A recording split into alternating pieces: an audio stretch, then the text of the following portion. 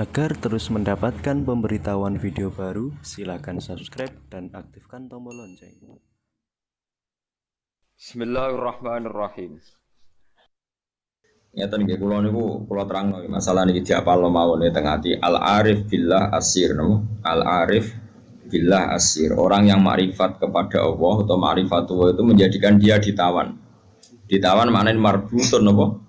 Bihubbi. Dia terikat atau terpenjarakan, asir itu terpenjarakan oleh cintanya.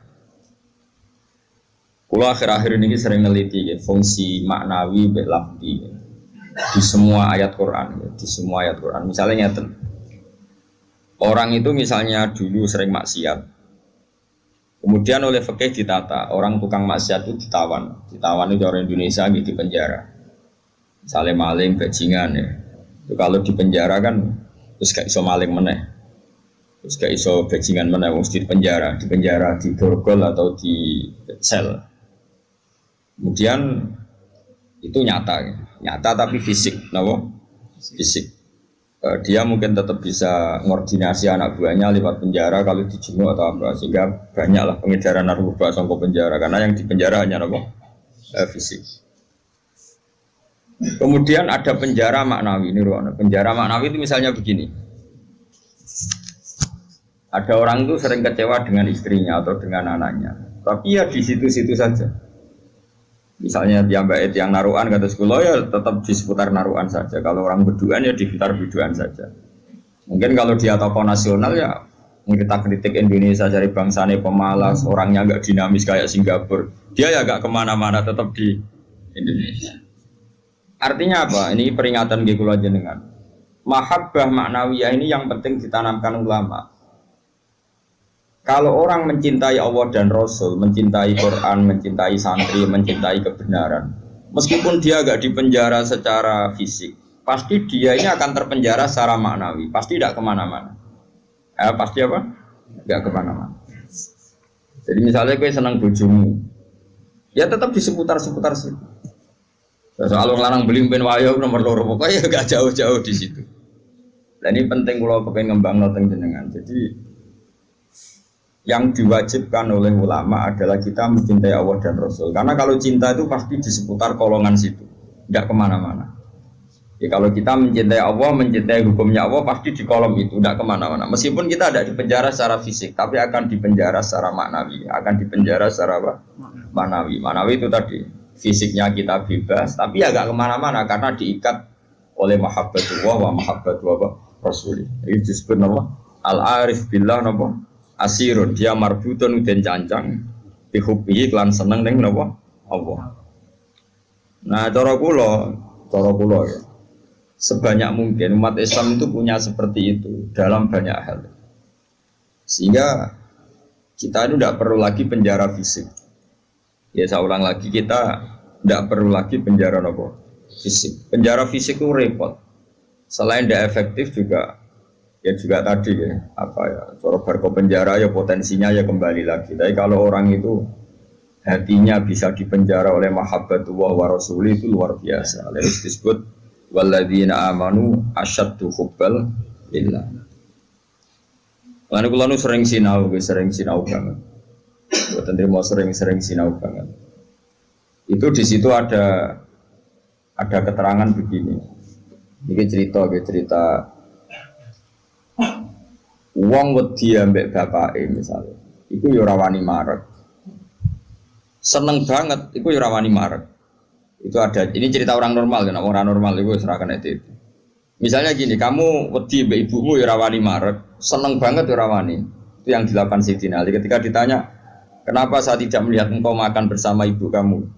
Kata Sayyidina Ali, takut saya kalau ibu saya misalnya penggawe ibu ayam goreng sudah punya rencana itu. Kedisian tak jupuk aku. Ya, nek weteng-weteng elek kan lah mangan bareng ibu kan. Nah artinya apa? Ya seneng ya marai rawani awor karena takut misalnya itu kan. Kenapa kamu tidak pernah makan bersama ibu kamu? Jawab Sayyidina Ali, takut saya. Ibu saya di hidangan itu seneng misalnya dalam konteks Indonesia seneng apa? Ayam goreng juga serobot. Wes, bumbu putus asa. Akhirnya milih tempe. Lo tekan tempe, kok serobot bisa. Sehingga masyhur tuh makalah Indonesia itu tidak pernah makan bersama Sama, mungkin orang tertentu yang mencintai gurunya itu tidak berani bareng karena takut ganggu, takut macam-macam. Sak pemandangan macam-macam. Nah, jadi orang itu cara seneng dan cara itu mirip-mirip. Itu kata Imam Ghazali, karena khauf dan roja itu mirip-mirip. Nah, sama, gue misalnya seneng cawe itu, seneng bojomu, lagi asik maca, mbak lipstick, mbok klambine anyar. Apike kowe iku ora moro-moro, mesti ke ganggu. Bojomu nak awake ayu seneng ya seneng wae ora awake ayu. Tapi nak kowe seneng kan mesum, kan ngeloni. Lah itu kan dunia yang berbeda. Bojo lagi seneng klambi anyar diganggu, malah mbek kowe mbok coplok iku kan gak fair. Lah nak kowe seneng tenan. Yo duwi, maksudnya duwi ben nikmati nganggo lipstik, nikmati nganggo klambi anyar, pamer mbek kancan. Malah kok parani kene haram. Artinya wong iki bakas wong normal ya. Jadi wong seneng ambek wong gedhe padha-padha menghindar sebetulnya. Apa? Menghindar. Wong ora normal iku ora ukuran ya, ora ukuran.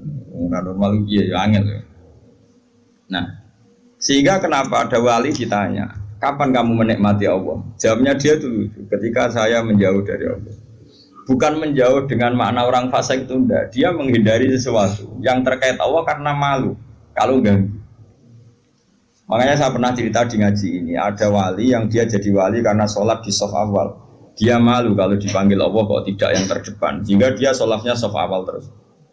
Ketika dia merasa wali paling elit karena yang amal seperti itu, ternyata diberitahu sama Allah kalau wali yang kelasnya dia itu yang sholat di pagar masjid, bahkan di luarnya. Ketika yang di situ, kenapa kamu wali juga, udah sholat di belakang? Jawabnya, aku iku isin. Dosa aku akeh, awakku ora bener kok ngarep, sawangane kok paling bener. Ini kan tapi aja tiru lho, kok guri. Ora usah mbok tiru kelakuane wis ngono. Jadi nek kowe kok guri kan gak karena wali tadi, pancen pemalas no. Iku wis ora wali. Umpama niru-niru ya wis gawe Kang, ora asli. Maksudnya sing wali asli sing tak critakno iku. Nek kowe niru-niru kan wis gawe, iku wis gak sah cara wis. Terus plagiat cara ning kampus wis. Lah jenenge wong liya mbok bajak ya. Dadi wis ra iso niru kan ya mergo kan aku guri niru kula isin Gus Wan pengen aku arep plagiat ya cara kamu wis gak sah. Tapi dulu ada wali itu malah justru seperti itu. Makanya ini kan pelajaran bagi saya jenengan. Jadi yang penting kita ini sebanyak mungkin menciptakan penjara manawi. Kalau itu sukses itu umat Islam luar biasa. Wanu ngerasa, makanya saya ulang lagi saya itu berhubung yang sekolah kurikulum sudah banyak, yang bikin yayasan formal sudah banyak, yang ingin alim, ingin doktor tafsir fikih banyak, yang ingin punya gelar dalam disiplin ilmu tertentu banyak. Saya itu ingin ada yang selalu tetap seperti saya. Karena kelemahannya sistem kurikulum atau gelar resmi, tentu ini kebaikannya juga banyak. Saya ulang lagi, kebaikannya juga banyak. Tapi masalahnya adalah ini terfisikkan, agama terfisikkan. Saya beri contoh gini, ini yang nyata, bukan jari. Saya punya teman, dia cara berpikir, Gus kita harus bikin kurikulum. Karena kalau kita tidak punya doktor fikih atau doktor tafsir atau doktor ahli sunnah pokoknya. Lalu nanti yang jabat di Kemenak orang-orang Wahabi atau Salafi Wahabi, nanti ya kebijakan Indonesia diarahkan Salafi Wahabi. Jadi lama-lama kayak Wali Songo itu tidak dikatakan pusat sejarah tapi pusat kemusyrikan. Karena rombongan Wali Songo ini rombongan kemusyrikan. Mau ketuanya ya ketua. Jadi nanti mereka.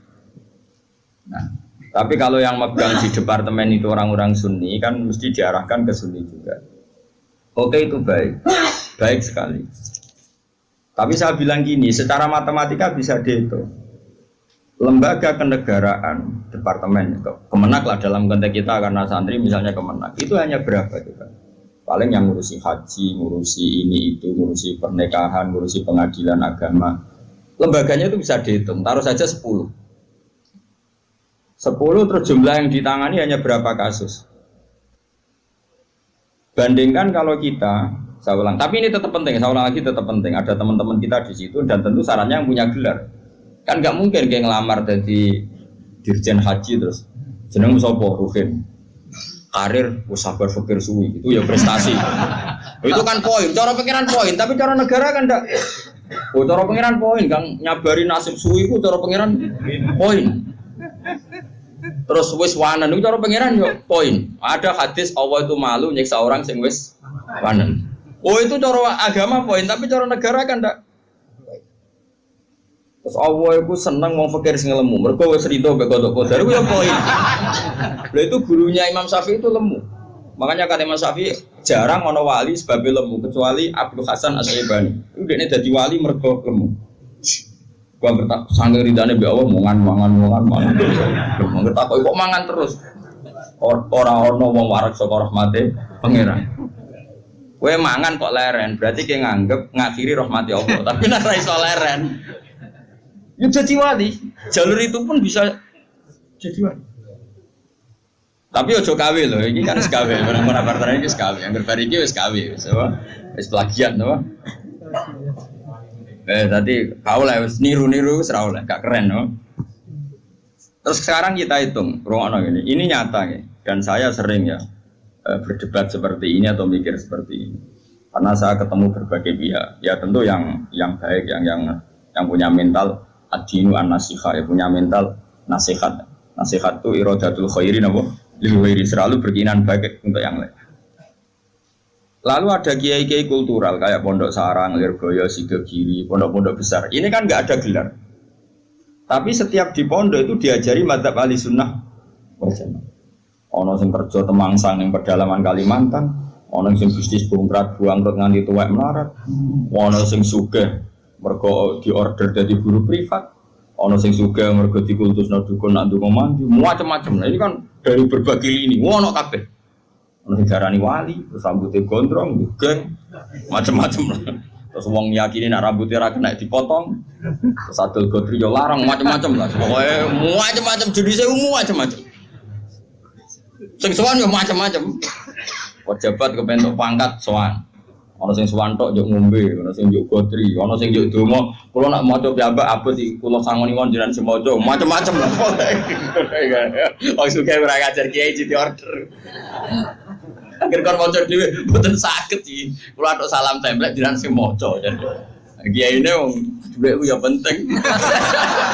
Iku yo pinter dhuwit ditampa terus ngombeni banyu didongani kon ngombe. Wong percaya yakin ya lalah manci. Macam-macam. Tapi ini nangani ribuan orang, mungkin jutaan orang, dan karena yang nangani ini orang-orang ahli sunnah, maka mereka akan mengembangkan mazhab apa? Ahli sunnah. Saya itu berkali-kali cerita di mana-mana. Saya itu punya teman dulu sekolah itu goblok era karuan, terus melarat goblok keriting. Woi ora tau mugahin sekolah. Wireng pisan, lumayan kue putih. Irang. Itu sekolah ora tau mugah. Serangane jaduk bocah. Pokoke seneng jaduk. Dia itu kerja di pedalaman Kalimantan. Kerja betul. Dulu juga ada HP. Dia punyanya surat. Gus kulon itu teng pedalaman Kalimantan. Itu tiang-tiang tak ajak Jumatan, tak ajak sholat zuhur.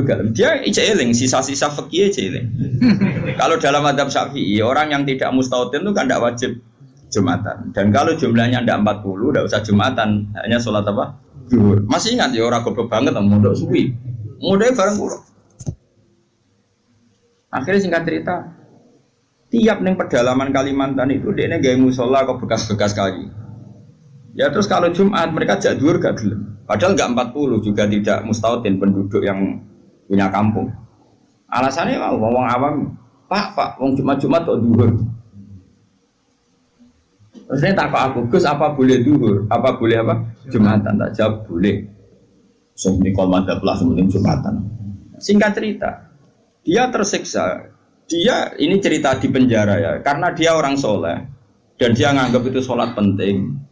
Bukan sekedar sholat penting, juga penting mengajak orang lain sholat. Wes kere temang sang yang tengah alas, ijek buruannya polisi yang zaman dijek ini jenenge ilegal lagi. Ya tetap nganak nomu sholat. Juga komunitas sholat, mahabbah yang Allah dan Rasul. Tapi kalau kita membiasakan anak, jom gue sekolah IAIN, jom gue sekolah Aliyah. Ben kok iso ning Al-Azhar, ben iso ning Umil Qura, kok kowe LC terus payu ning departemen. Kowe nak cung mimpin agama bentuk gaji. Dalile fid dunya hasanah wa fil akhirati hasanah. Nah, tapi problem yang jenis ini adalah ketika negara nak menggunakan, dia akan putus asa. Ketika yayasan besar nak menggunakan, dia akan putus asa. ngalor ngidul gue ijazah. Sesuai golek dukono nih gue wong sing ra digelar. Nah, ini kan sama-sama problem. Artinya kita sebagai ulama harus beda. Meskipun kita saling mengakui tapi harus beda. Terus ada lagi teman saya, dia hidup di Sulawesi. Dia sama kerja di Kayunan. Itu kalau mau cari masjid itu 4 jam. 4 jam dari dia di tempat kayu tadi. Mau masjid jam 11, masjidnya cek kuncinan. Akhirnya dibuka-buka dewe, disapo-sapo dewe. Seadan. Baru sing lucu gini, memang soleh gak. Sing sitok itu alumni Sarang, ketemu alumni Lirboyo. Ono grupnya ketemu alumni Tegalrejo. Ini orang-orang yang nasibnya itu gak jelas, tapi dibawa, ini betul nyata. Dibawa oleh agamanya ketemu di titik masjid. Kang, apa eling Jumatan? Jadi ngene-ngene tau mondok, berang tahun, 4 tahun. Lah kok trimo dadi ngene, bisa ngaji ra tenanan. Macam-macam lah. Akhirnya di masjid itu ketemu sekian alumni pondok besar. Cocokan nasib, cocokan ibadah, cocokan macam-macam. Jajal sampean. Saya itu pernah ke PJTKI. Itu di Jakarta. Itu kebetulan kakak saya itu pas ke situ saya diajak ada teman saya. Suwandri orang wong jenenge Hamid. Gus, kamu kenal orang ini? Namanya Hamid. Ini dulu mondok di sini. Mesti katanya kenal jenengan. Tak kok, Mit. Kowe ora kerja ning Arab Saudi gak? Apa ning Korea ya? Apa yang terjadi setelah dia di Korea? Werjon dia niate gak niat dakwah, gak niat dadi kiai. Wong kuwapok jenenge melarat ini kuwapok terus. Oh, serat terlintas sampai kiai. Oh, ning Korea kuwapok jenenge makhluk melarat tuh kuwapok dan pokoknya pengen menghilangkan kemelaratan ini. Lah kok ora ning Arab? Akeh Gus ning Arab. Nek ketemu kanca-kanca isin mergo tenan. Aku bisa tau ngaji, Cek. Motif. Dulu bareng ning Korea iku ora nganti sugih. Terus dia masjid, komunitas majelis taklim. Ya mergo dia dipenjara oleh amari pangeran, oleh perintah pangeran nak urip iku kudu apik lan aja wong. Akhirnya sing niate kedunian menghilangkan kefikiran, akhirnya menghilangkan kesesatan. Dia masjid ya, kayak sukses dari dia. Ngajak wong-wong. Orang sekarang tahu semua di Korea itu sekarang banyak masjid. Itu di antara dulu awal-awalnya alumni pondok pedotan. Oh penting yang pedotan. Mereka nak sira pedotan dadi ketua MUI malah. Dadi ora iso dakwah model ngene ora iso. Jadi juri MTQ ora iso dakwah model. Makanya Allah menyiapkan santri-santri pedotan itu akeh. Lalu jegeman ngecap santri pedotan ini disiapkan. Mereka nak sira pedotan ketua MUI, juri musabaqah, ora ngarah dakwah ngene iki. Malah untuk duit, tukokno tiket gratis, dinepno ning ya apa ya, yang murid-murid bagomu, tapi gak sekeren sing heroik gini. Cara poin ini ngarepe Allah ya tuntas musuh sing ini. Nah ikhlas loh ya. Kecuali orang ikhlas, dia ngono iku kegiatan ngelakno fakire. Ya kau ngomong dakwah dari timbang omah tengok-tengok atau dakwah wae perkara. Tapi lumayan lah. Singkat cerita gini, ini yang perlu jadi madhab saya dan saya fatwakan terbuka seperti ini. Andai kan semua orang dipenjarakan oleh cintanya kepada Allah, kamu gak usah khawatir hidup di mana-mana, pasti dia akan ngurip-ngurip agamanya. Aku kan ngene-ngene ku kiai, anak kiai, muridnya kiai, jadi tahu betul seperti itu. Saya punya teman sekarang jadi DPR provinsi di Kalimantan, itu orang Bali. Dulu ngaji sorokan Mu'in sama saya di Sarang. Dia alumni Pondok Sidogiri.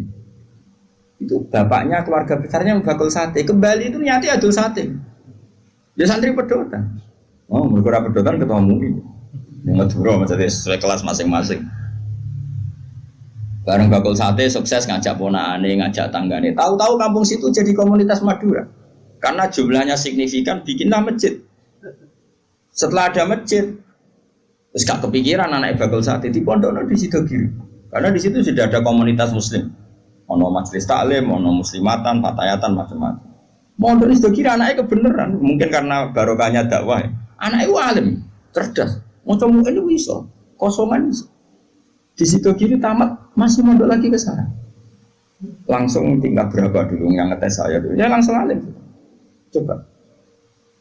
Jadi artinya gini loh, orang-orang yang dipenjarakan oleh mahabbatullah wa rasulih, kere yo gawa agama, suga yo gawa agama, temangsang yo gawa, kemana-mana bawa.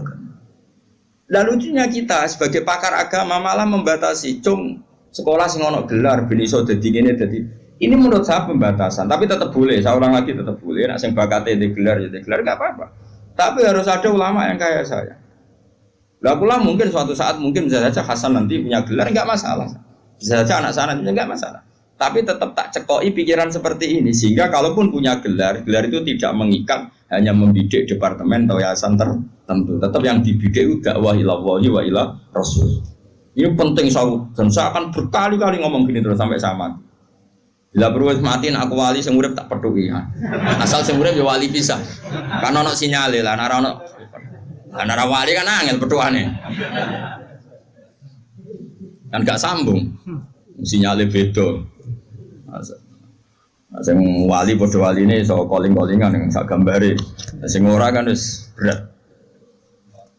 Enggak, wali ku kelas kan. Wali ku beda.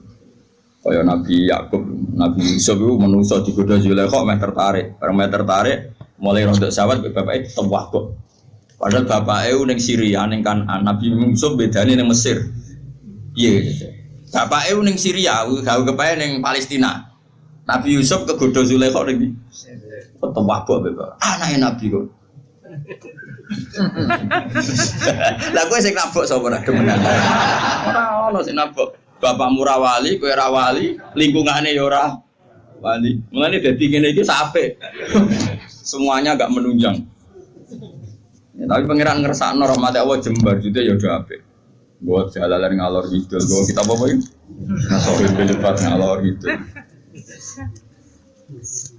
Nah menurut saya yang penting sekarang adalah menciptakan mahabbatullah wa mahabbatu rasuli secara permanen itu jadi malakahnya, mentalnya, darah dagingnya sehingga hidup di mana-mana itu ilallah wa ilah rasul. Apalagi kita dalam konteks Indonesia, orang tahu semua kalau Islam ke Indonesia itu dibawa oleh pedagang. Semua sepakat mengambil gelar pedagang. Ada pedagang dari Gujarat, dari India, dagang di Indonesia. Niatnya dagang rempah-rempah, ya kepengen sugih. Tapi mereka ini santri, mereka ini orang ora iso golek donya tok ora iso, tetep nang aja akhirnya ngajarkan Islam. Nggih betul. Itu pedagang apa kiai? Pedagang apa ketua MUI mereka di apa dokter fikih ndak, apa dosen IAIN ndak, apa kiai sing dibenom negara ndak. Ya pedagang ya wong kedonyan nih. Mulane harapan kowe kedonyan iki jek tinggi. Tapi asli kedonyan problemnya ku asli. Maksudnya ku biasa golek donya tok ora ngurusi agama lha iku sing kasus itu. Itu yang bawa Islam ke Indonesia mbok kira siapa? Pedagang. Terus sekarang jadi Islam seperti ini, ada wali songo, ada apa?